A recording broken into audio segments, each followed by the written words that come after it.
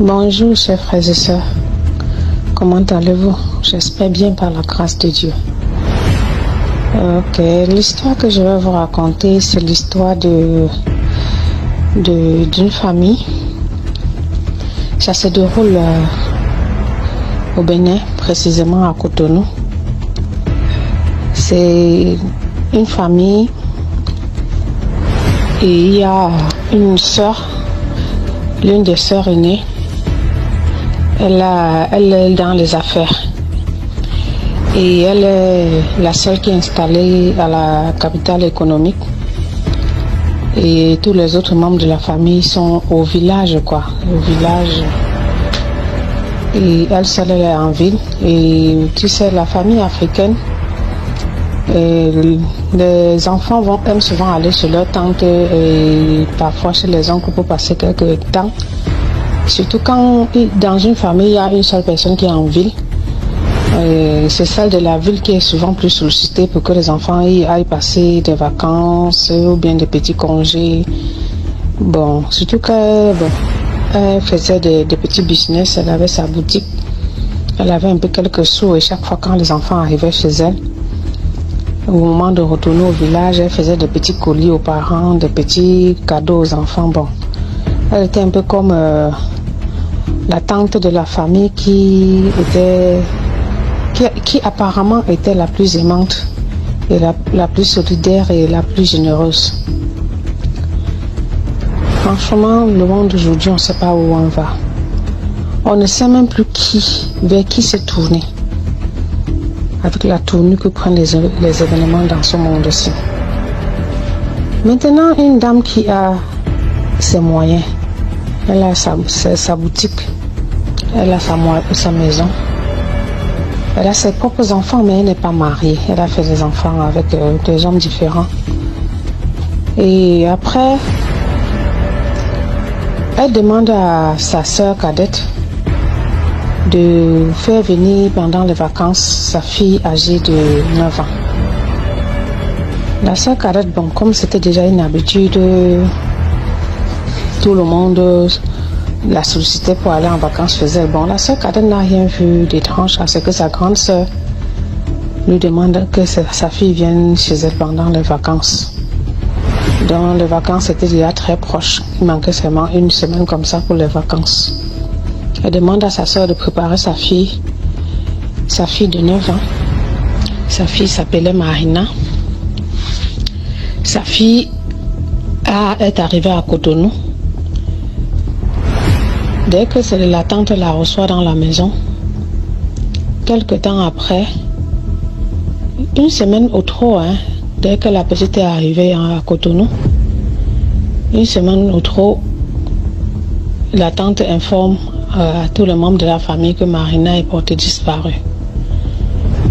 Elle va, elle prend son argent, elle donne aux parents, elle remet 6 millions à sa petite sœur, que bon, la petite sœur peut utiliser ça pour essayer de mener les enquêtes de son côté.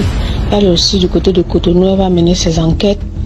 Elle est même pas allée à la tête. Donc, celle qui a reçu, la tante qui a reçu Marina, elle est même allée jusqu'à faire des alertes de disparition. Elle est allée à la radio, elle est allée au commissariat déposer une plainte de disparition pour signaler, plutôt dit pour signaler la disparition.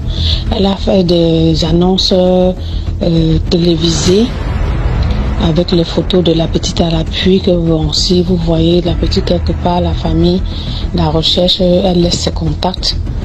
C'est ainsi que bon, le temps passe. L'argent qu'elle a remis aux membres de la famille, on a utilisé une partie pour chercher la petite. On a tout fait. Aucune trace de l'enfant. Les jours passent. Aux jours succèdent des mois et aux mois succèdent des années. C'est ainsi que la maman de Marina qui était au village, après beaucoup d'années de recherche, quand elle n'a pas retrouvé sa fille, elle a décidé de faire le deuil de sa fille. Pratiquement 15 ans, elle n'a pas de nouvelles de sa fille. Tout le monde a pleuré le deuil de Marina au village. On a laissé l'affaire tomber. Mais curieusement, la tante qui avait accueilli Marina, elle a commencé à s'enrichir de façon inexpliquée. Au point où elle a envoyé tous ses enfants en Europe. Tous ses enfants. Donc, juste quelques temps après la disparition de Marina, elle a eu de l'argent et elle a même pu envoyer tous ses enfants en Europe en même temps. Maintenant, elle vivait elle seule dans la maison qu'elle a construite, juste avec les domestiques, gardiens, la cuisinière, puisqu'elle-même elle passait tout le temps dans ses boutiques. Elle avait multiplié maintenant ses boutiques et avait embauché des jeunes filles pour gérer d'autres boutiques.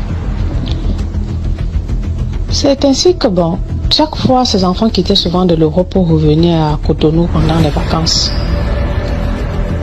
Son fils aîné, bon, en Europe même, il n'était même pas si brillant que ça à l'école, hein. Il aimait trop la vie, comme sa mère voulait lui donner tout ce qu'il voulait. Il était un bon flambeur, il passait sa vie en Europe à organiser des petites soirées entre amis.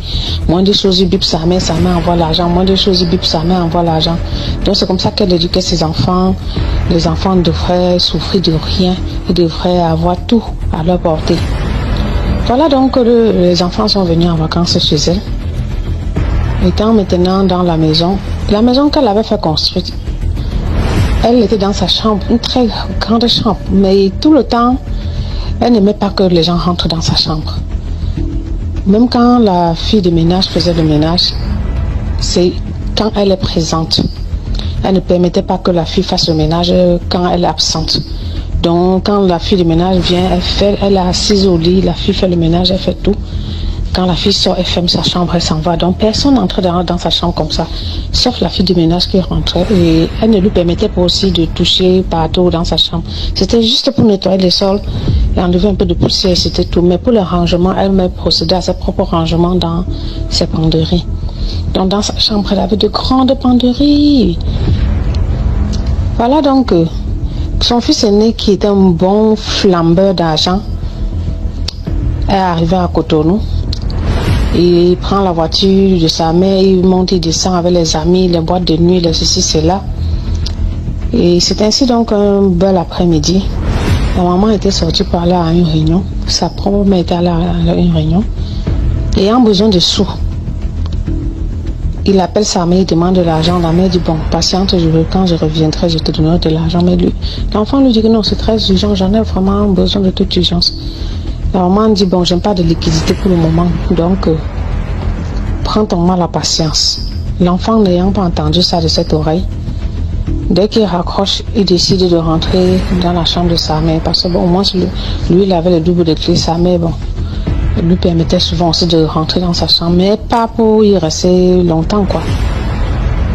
Voilà donc le jeune homme dans la chambre. Comme il sait que sa mère a toujours de l'argent quelque part caché dans des petits coins, il se met à fouiller, Il fouille les tiroirs, il fouille ici, il fouille ça, il prend le sac à main de sa maman, il fouille pour voir s'il n'y a pas quelque chose que sa mère aurait laissé, parce que bon, ses amis étaient déjà là et il voulait faire une petite sortie.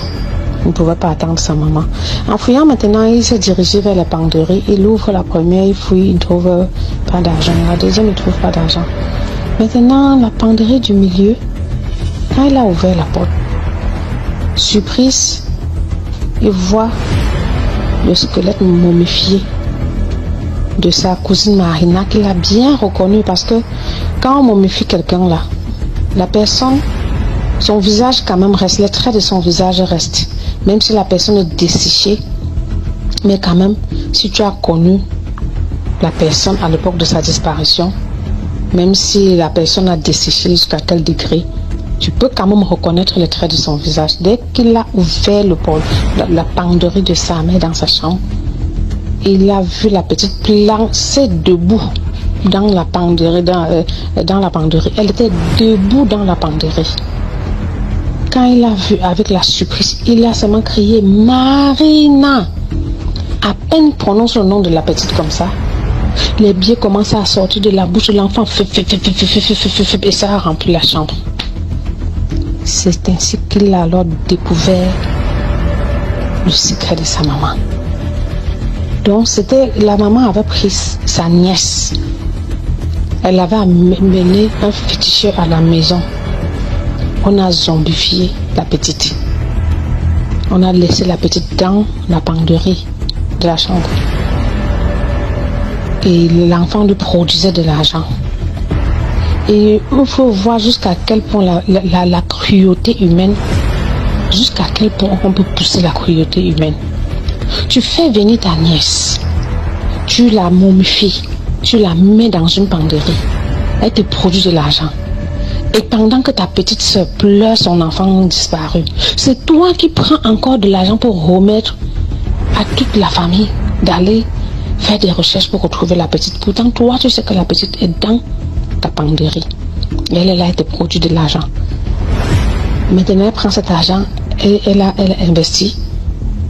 Elle envoie ses enfants en Europe. Mais entre-temps, dans la famille, pour aider les gens de la famille, c'est un compte-gouttes. Mais tu exposes moi un problème de 100 000 francs, c'est 5 000 francs qu'elle te donne. Elle te dit les temps sont durs, les ceci sont durs. Donc elle a sacrifié sa nièce pour maintenant bien situer ses enfants. Hein? Pour bien situer ses enfants. Et dans tout ça, elle n'aide personne dans la famille. Elle maintient la famille dans un stade, dans un seuil de pauvreté pas possible. Elle est déjà en compte-gouttes seulement, à peine même de quoi survivre. Mais tout ce qu'elle amasse sur la nièce qu'elle a zombifiée, on appelle ça zombifiée ou momifiée, elle prend ça pour s'occuper uniquement d'elle, faire sa belle vie, voyager, partir, aller partout, dire qu'elle va à Dubaï payer les marchandises, aller en Turquie payer les marchandises, alors que c'est sa nièce qui lui produit de l'argent, sa nièce qu'elle a sacrifiée, qui est dans sa penderie, qui lui produit de l'argent. C'est pour ça que franchement, la moralité de cette histoire-ci, maintenant là, ça ne vaut même plus la peine d'envoyer les enfants chez certaines personnes en vacances. Celui qui te veut du mal n'est jamais loin. Ta propre soeur tue ton enfant et elle vient encore jouer les bonnes samaritaines pour vous aider à retrouver l'enfant qu'elle a bien caché dans sa penderie. À la longue, on va encore faire confiance à qui même? En qui est-ce qu'on va encore faire confiance? Si même dans la propre famille, dans la famille, on se fait du mal jusqu'à ce degré.